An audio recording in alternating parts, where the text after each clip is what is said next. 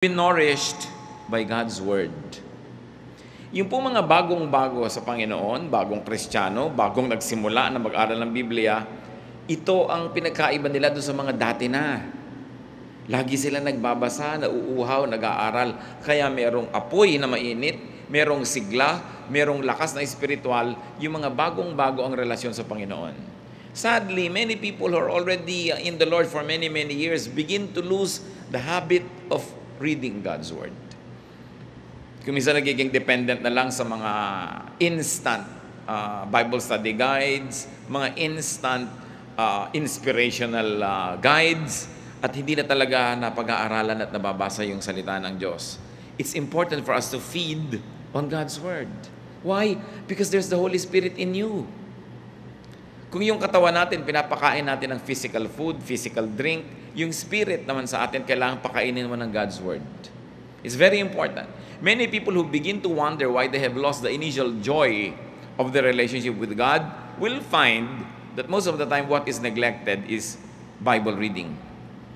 Yung Bible reading na hindi nagmamadali, yung talagang naghahanap ng katuruan, ng mga utos na susundin, ng mga bagay na dapat tigilang gawin, mga bagay na dapat simulang gawin, at mga pangako na dapat ay angkinin. Psalm 119, 105, Your word is a lamp to my feet and a light for my path. You know that light gives comfort. A lamp gives you security. And very importantly, God's word detoxifies. Marami ng uso ngayon. Bismillah, uminom ka ng ganitong herb, uminom ka ng ganong gamot, gawin mo ito, gawin mo yan, para alisin yung mga lason sa iyong katawan. Para daw luminis ang ating dugo, luminis yung ating circulatory system, lahat-lahat ng yan. Pero ang talagang panglinis ng mga spiritual toxins ay yung salita ng Diyos. Daig talaga niyan kahit ano pang gamot ang maiisip mo.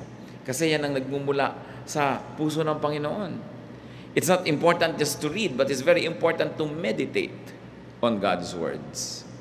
Kaya dapat talaga ang taong mananatili yung joy sa kanyang puso, yung malalim na kaligayahan, nagbabudget siya ng oras, naglalagay talaga siya ng panahon para magbasa ng salita ng Diyos araw-araw.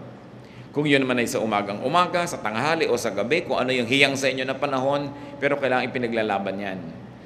Ang mga taong tinatawag na nagbabackslide, ang kauna-unahan nilang makikita mong gawain sa pagbabackslide, yung hindi pagbabasa ng Biblia in a regular basis.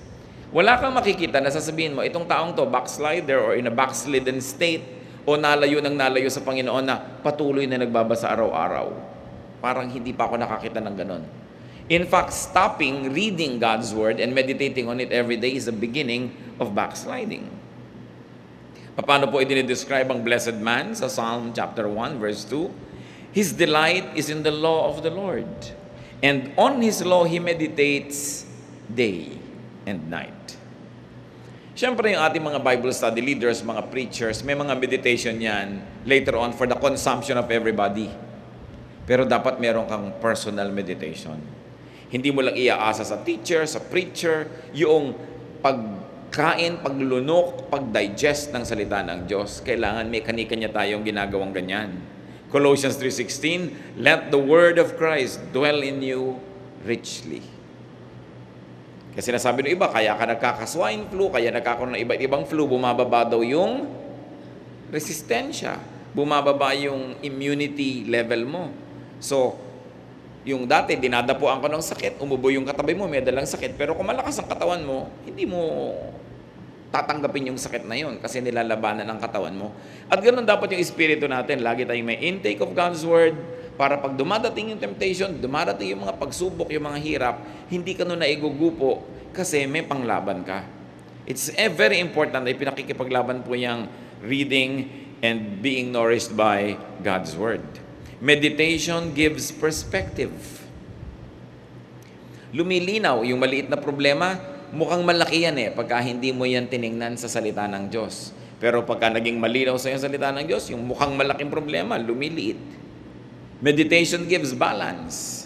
Meditation gives a sense of well-being.